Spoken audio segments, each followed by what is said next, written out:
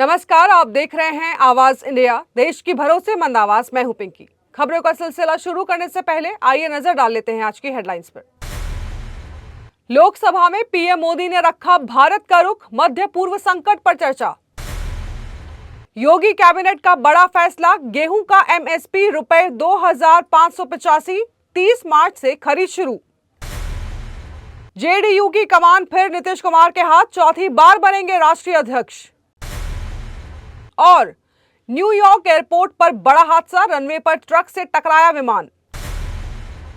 अब खबरें विस्तार से। प्रधानमंत्री नरेंद्र मोदी ने लोकसभा में मध्य पूर्व में चल रहे संघर्ष और ईरान इजराइल तनाव पर महत्वपूर्ण बयान दिया है। उन्होंने यह संबोधन ऐसे समय में आया है जब वैश्विक परिस्थितियां तेजी से बदल रही हैं और इसका असर भारत की अर्थव्यवस्था, ऊर्जा सुरक्षा और विदेश नीति पर पड़ सकता है। पीएम मोदी ने मौजूदा वैश्विक हालात, भारत की रणनीति और सरकार के रुख को स्पष्ट किया है।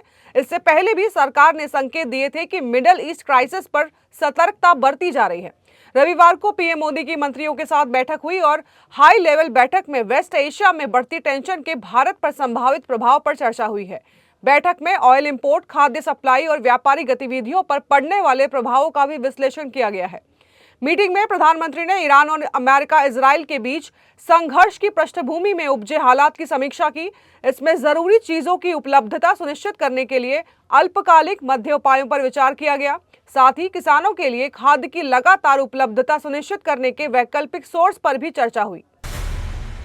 उत्तर प्रदेश में सीएम योगी कैबिनेट ने किसानों को राहत देने वाला बड़ा फैसला लेते हुए गेहूं के न्यूनतम समर्थन मूल्य में 160 प्रति क्विंटल की बढ़ोतरी की है। कृषि मंत्री सूर्य प्रताप शाही ने बताया कि इस साल गेहूं का एमएसपी 2,585 रुपए प्रति क्विंटल तय किया गया है। सरकार का मानना है कि इस फैसले से किसानों को उनकी फसल का बेहतर दाम मिलेगा और उनकी आय में वृद्धि होगी। राज्य में गेहूं खरीद की प्रक्रिया 30 मार्च 2026 से शुरू होगी और 15 जून 2026 तक जारी रहेगी। इस दौरान प्रदेश के सभी 75 जिलों में लगभग 6,500 खरीद केंद्र स्थापित किए जाएंगे। किसानों को किसी प्रकार की परेशानी ना हो, इसके लिए सरकार ने व्यापक इंतजाम किए हैं। कैबिनेट बैठक में कुल 35 प्रस्तावों को मंजूरी दी गई है, जिसमें विकास और तकनीकी क्षेत्र से जुड़े फैसले भी शामिल हैं।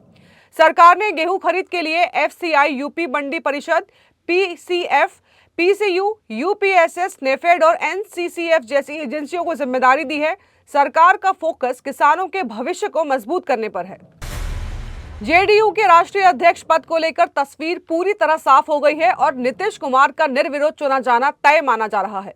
नामांकन की अंतिम तारीख 22 मार्च तक उनके अलावा किसी अन्य नेता ने पर्चा दाखिल नहीं किया है।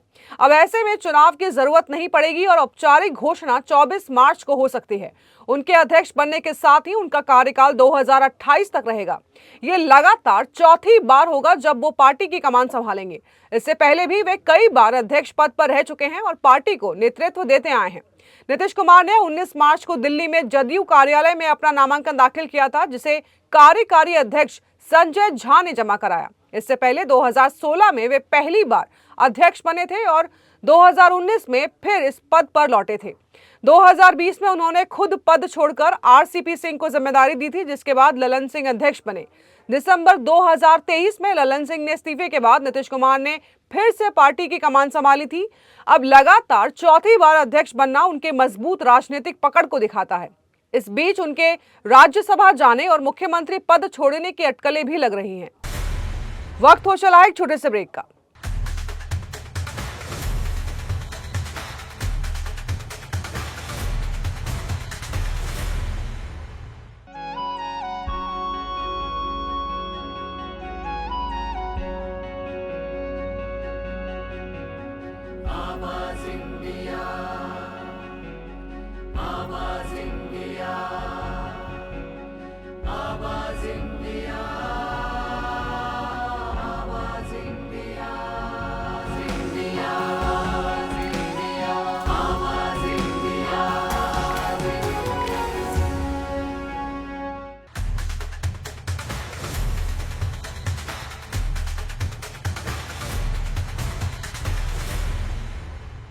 ब्रेक के बाद आप सभी का स्वागत है। बढ़ते हैं अगली खबर की ओर।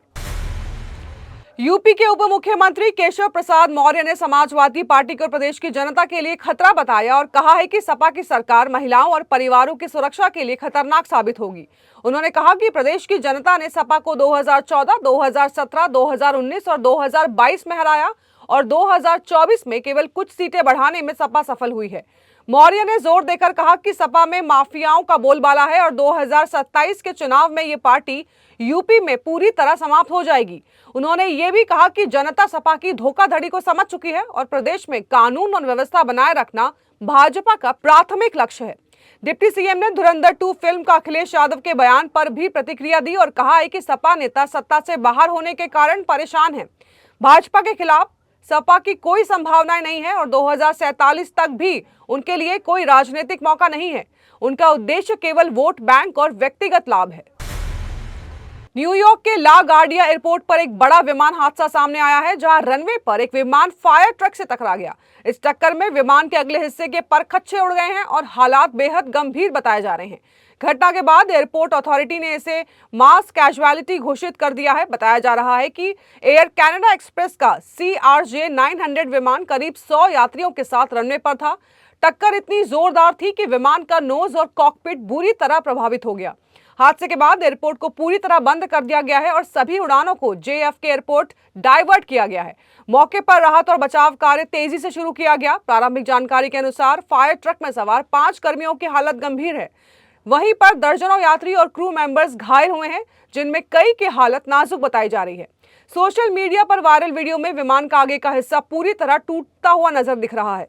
एयर कनाडा ने बयान जारी करके कहा है कि वो स्थिति पर नजर बनाए हुए हैं और प्रभावित परिवारों से संपर्क किया जा रहा है। सभी घायलों को नजदीकी अस्पताल में भर्ती कराया गया है। हादसे के कारणों की जांच जारी है। धुरंधर 2 की सफलता के बीच एक्टर गौरव गेरा इन दिनों खूब चर्चा में है और उन्हें अपने किरदार के लिए सराहना मिल रही है। इस पहचान के पीछे उनका लंबा संघर्ष छिपा है, जिसे उन्होंने हाल ही में सोशल मीडिया पर शेयर किया। गौरव ने 1998 में अपने माता पिता को लिखे पुराने खत पोस्ट किए, जब वो दिल्ली से मुंबई अपने सपनों को पूरा करने आए थे।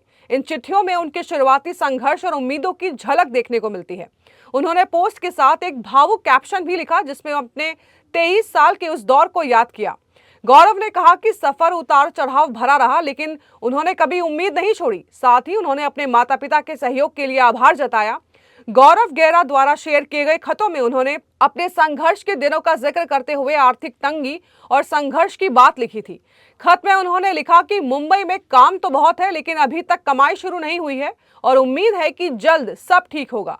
उन्होंने अपने छोटे से रहने के ठिकाने और खर्चों का भी जिक्र किया और बताया कि उन्हें अभी बहुत कुछ सीखना है। गौरव ने अपने माता पिता से धैर्य रखने की अपील की थी और भरोसा दिलाया था कि उनका भविष्य उज्जवल है।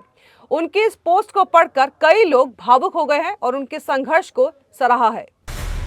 तो देश और दुनिया की बड़ी खबरों में फिलहाल के लिए इतना ही। जुड़े रहिए आवाज इंडिया के साथ, जल्द होगी मुलाकात। तब तक के लिए नमस्कार।